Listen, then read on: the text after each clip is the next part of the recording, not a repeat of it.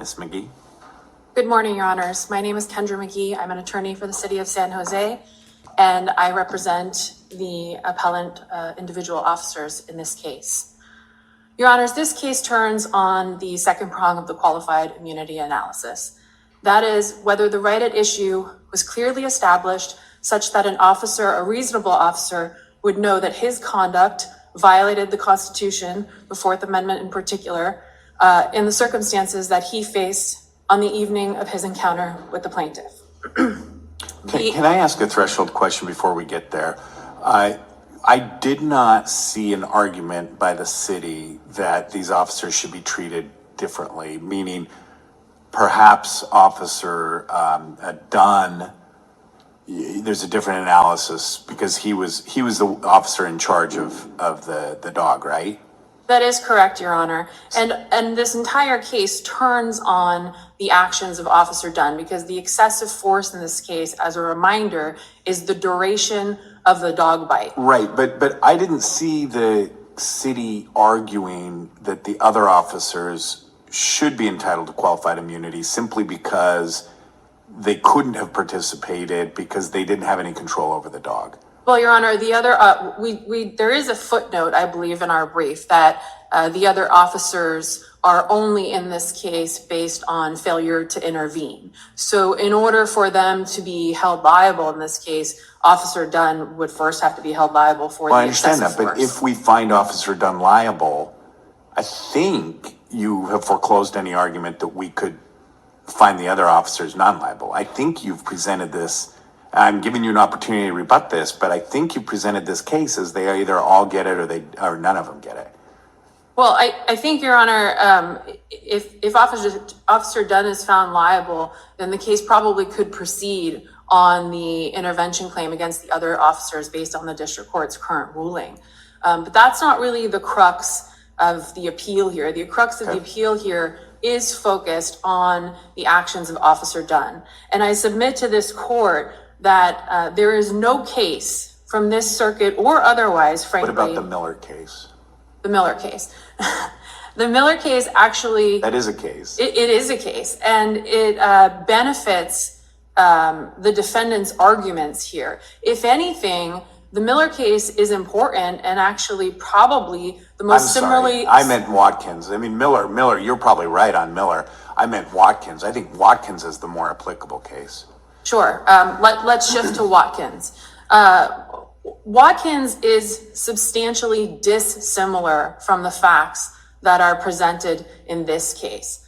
It is certainly not similar enough to warrant the dismissal or denial of qualified immunity.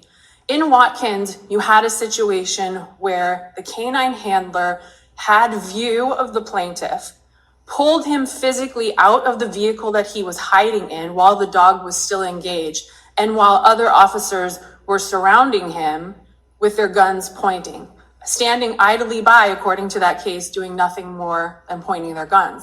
That is not this case. In this case, Officer Dunn had to navigate a narrow staircase in the dark up to the top second level of this property that had not been searched, in addition to the fact that the plaintiff had not been searched. Okay, so you pointed out some factual differences, which is fair. We can look at those.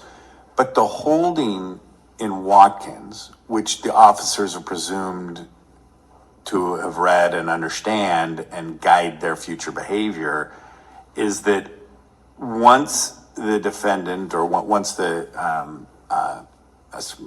individual who's being arrested has surrendered and is under control, you cannot continue the bite. And so I don't understand how there's not a factual dispute here if we look to that statement of law, because he did surrender. He surrendered even before the dog bite happened. And then at that point, he's down on the ground. I mean, how far did they need to go to where they said he was under control? Sure, Your Honor. Well, I think those are key differences in the sense that Watkins would not have advised Officer Dunn that what he did, let me back up. It would not have advised Officer Dunn that he needed to remove that dog any sooner than he did. And the element that's missing here, and the standard that has come out of all these cases from Mendoza all the way through 2021 and Hernandez, is exactly what Your Honor has just articulated, that you cannot keep a dog on an attack as long as the suspect is fully surrendered and the word "and" here is very important, under complete control. So is it right to say that the city's position is that this individual was not surrendered and under control until he was handcuffed? Well, the district court has pointed out a question of disputed fact. I understand that. I'm just asking for your position, your client's position on when that standard was met here. That is, in fact, our position. But even more pointedly, our position. Just so that they have to be handcuffed is the point at which a dog bite can be released. That's the city's position? No, Your Honor. I don't think that a suspect has to be handcuffed in order to be under complete control. I mean, I would agree because Watkins, so the Watkins panel rejected the officer's argument there that because he had not shown his hands, he was not sufficiently under control. And the panel sent it back and said, those are tribal questions. So I would agree with you that handcuffing a suspect is not the standard by which we determine the duration of the dog bite. Here you have circumstances that at best are triable. He's laying prone on his belly. The video shows that the dog has, stretched out his arms. There are officers with guns, pointed at the suspect. And he contends from there on, there's another 20 seconds or more in which the dog continued to bite. Why isn't that enough to at least let a jury decide whether he had surrendered and was under officer control? Well, there are two issues there that are wrong and unsupported by the evidence. One is this idea that the other officers, the first two officers up the stairs, were simply idly standing by, having their guns pointed at him while the dog was engaged. I don't think it's idle. I think they had taken charge of the situation. They see that he's unarmed. He's laying prone on his belly. I don't think it's idle, right? They're serving a function in making sure that the dangerous situation or any risk has been mitigated. But what is the case law that you would rely on for the supposition that something more needs to happen as a matter of law in order to entitle the officers to qualified immunity? Well, I think if we go back to Miller, in that case, this court specifically held that it was reasonable for the officer to keep the canine on the bite, even after the suspect in that case had come out of the bushes and showed his hands. And the rationale there was that the threat that had initially presented itself, that is that this could be an armed suspect or a suspect that could arm himself in this dark hidden location, was still present until the canine handler can ensure that that person is not armed and cannot reach for a weapon. But my understanding, Miller was the case in the woods, is that? It was. So my understanding was that the dog was released in Miller, found the suspect, and it took 45 to 60 seconds for the officers to arrive there. And within moments of seeing, or seconds within seeing that he was unarmed, the dog was released.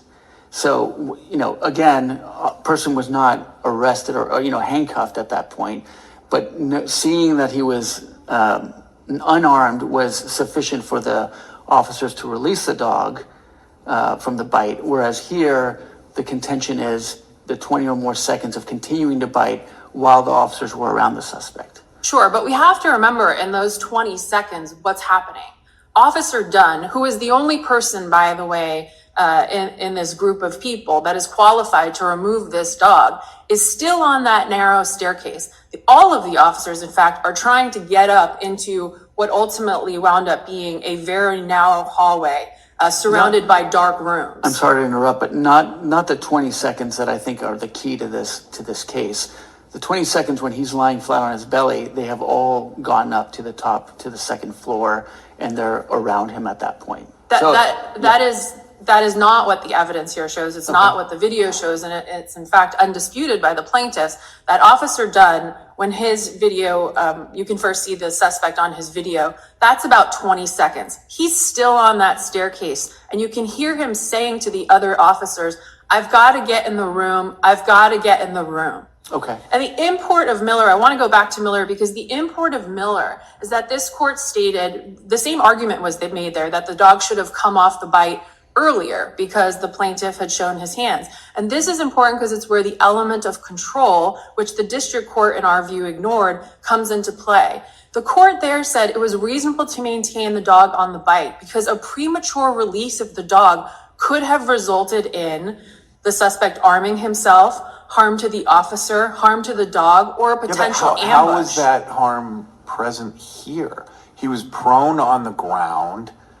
They knew I mean, your position is they didn't yet know he was unarmed at that point? That is our position, Your Honor. The upstairs of that home had not been searched before their encounter. My question was not, was there a gun somewhere else? My question was he himself armed at that point? That was also unknown. However, the fact of the matter was, I mean, he hadn't been searched at that point, right? In addition to the fact that What if they had taken, just another minute to get up the stairs and just, lollygagged up the stairs? Would that have been a problem? You'd still be making the same argument. Well, we didn't know. So the 45 seconds, I mean, at some point, it seems like once he's down on the ground, at least there's a disputed fact about whether he was under control or not. But that threat that the officers initially faced, worried that they were potentially facing a suspect who was armed or could have armed himself, was not mitigated by the sheer fact that the dog was on his one arm when his left arm was still free to reach potentially for a weapon in an area that he was familiar with and the officers were not familiar with. Ms. McGee, it seems to me that what you're arguing are ways to look at the evidence, triable questions. And you may be right. A jury might look at this and say it was reasonable to continue holding the bite because there needed to be something more to control the situation than was present. But in our interlocutory review, and one thing I wanted to mention about Miller is Miller was review from judgment in favor of the defendants. Here, we don't weigh the evidence. We are just trying to determine if there are triable questions and if this issue is placed as a matter of law beyond